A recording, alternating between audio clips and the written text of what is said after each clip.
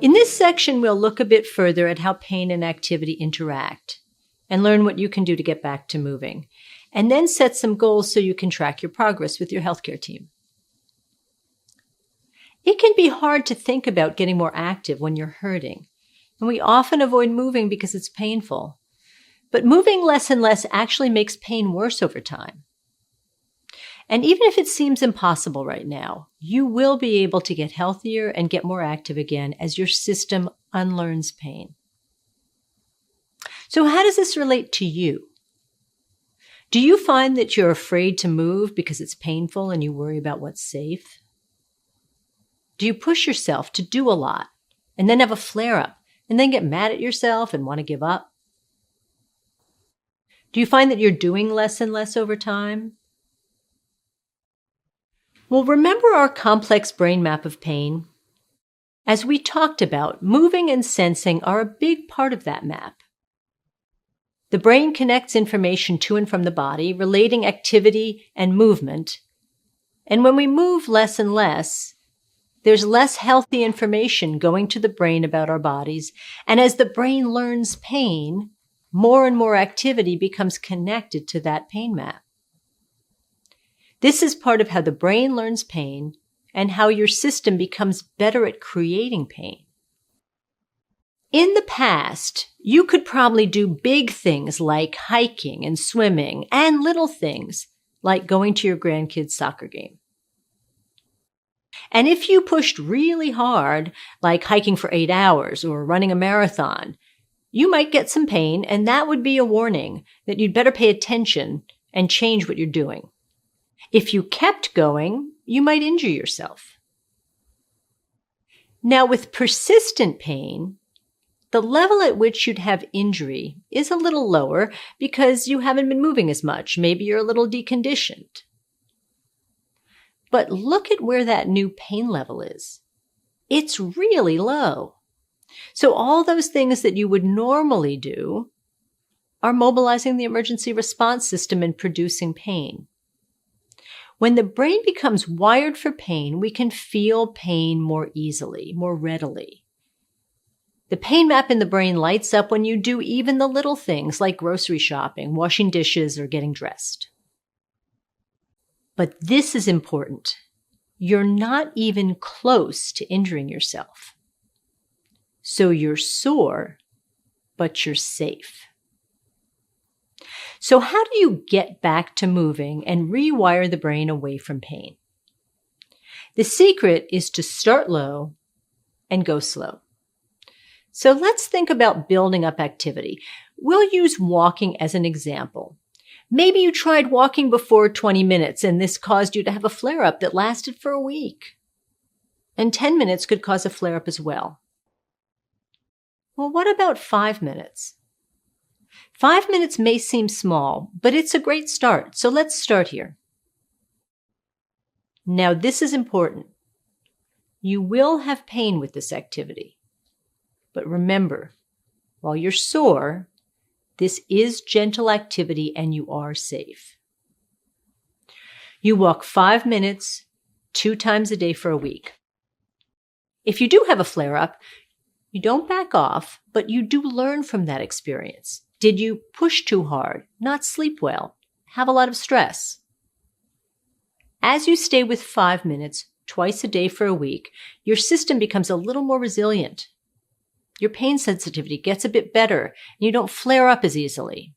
And then you do 6 minutes twice a day, and gradually you increase a little at a time, and your ability goes up and up. You're still having some pain, but you're doing more. And slowly your pain will likely begin to subside as you become more active and healthy, as the information from muscles, senses, smells, sounds, balance, memory, and planning all get connected to other things besides creating pain. So, what are some steps that you can take starting low and going slow, sore but safe? How can you rewire your brain and get back into action? Simple things that get your whole body moving, like walking and swinging your arms and looking around you, but also classes like Tai Chi and gentle yoga that get your whole body involved. And any movement is better than no movement. So keep it simple and fun. Look at parts of the whole. Parts of an activity include strength, balance, flexibility, relaxing as you move, and increasing the amount of time. Pace yourself. Start low, go slow.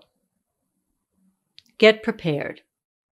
What else do you need, like clothing or transportation? Try something new. It might be fun and inspiring to do something a bit outside your normal routine, like a new park or listening to music. Make a plan. It's usually good to make a specific plan, like setting a time of day so that you can plan ahead. Make it social. Think about making it social. Doing something with other people or with your pet is probably one of the best ways to feel successful at getting back into action. This can help you keep on track and make it a little bit more fun. Get support. You're going to hit some roadblocks, so it's important to have help along the way from your healthcare team, your friends, your family, and tracking with this app will help as well. Remember, as you slowly get back into action, pain and flare-ups can happen to a system that's more sensitized. So don't give up. We will talk about flare-ups a bit later in the flare-up section, and you can develop a flare-up plan. Now let's hear from some folks who've lived with persistent pain and been able to get back into action, and we'll learn what helped them.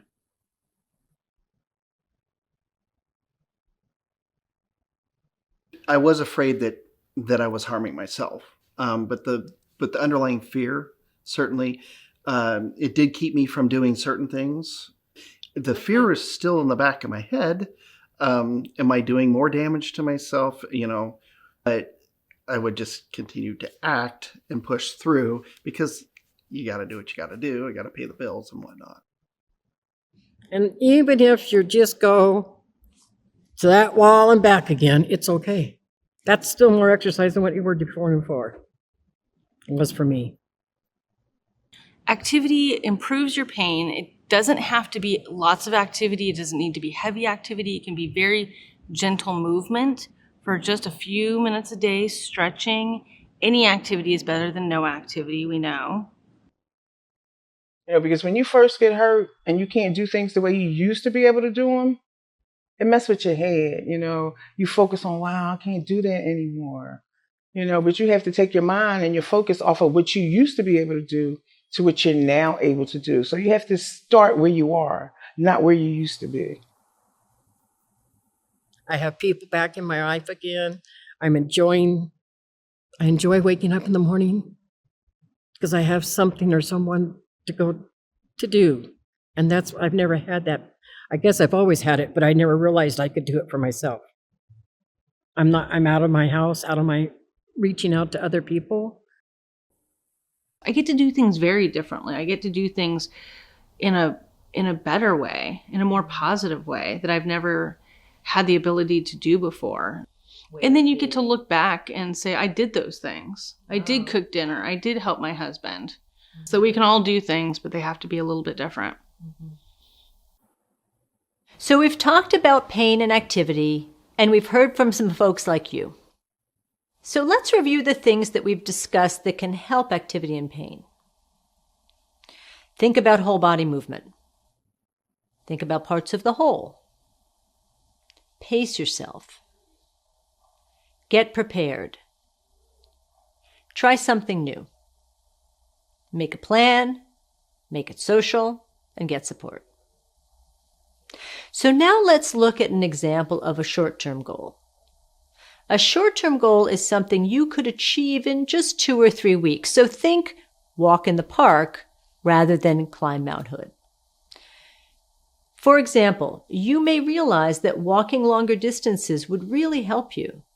So perhaps your short-term goal could be, I'm going to walk to the park 4 blocks from here and back within 3 weeks.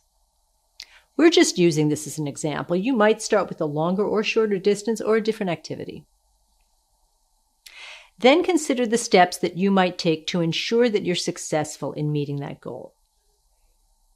Maybe start with just a few steps that will get you going. So think about parts of the whole. I'll strengthen my legs by getting up and down from my chair several times an hour. Get prepared. I need to find my sneakers, and I'll pick a route in my neighborhood to start. Make a plan. I'll do my leg strengthening during the commercials on TV, and I'll walk 5 minutes after breakfast and after lunch. Make it social. I'll meet my friend for coffee once this week. Get support. I'll tell my daughter about my plan and let her know my gains. So you had that first conversation with your care team and you decided together to get started on getting moving more. Now that you've watched this video, you probably have some ideas yourself about getting started, and this handout from your clinic gives some ideas as well. But the best place to start is the place that's right for you. So take a moment to read this through, and then you can write down some ideas about a short-term goal and some steps to get there. So remember, a short-term goal is one that you might be able to accomplish in about 2 to 3 weeks. I'm going to walk to the park 4 blocks from here and back within 3 weeks. So the steps you might take might be, I'll pick a route first in my neighborhood. I'll do my leg strengthening during commercials. And I'll walk 5 minutes after breakfast and after lunch. Using this app to track your steps and goal, you'll see your progress and get encouragement. Each step you take is important. Remember, this is a process, so be patient with yourself. And celebrate each step. No matter how small, they all add up. So I know activity is an important thing for you, and you just learned some new things about getting back into action. This would be a great time to set some goals if you're ready. And thank you for listening.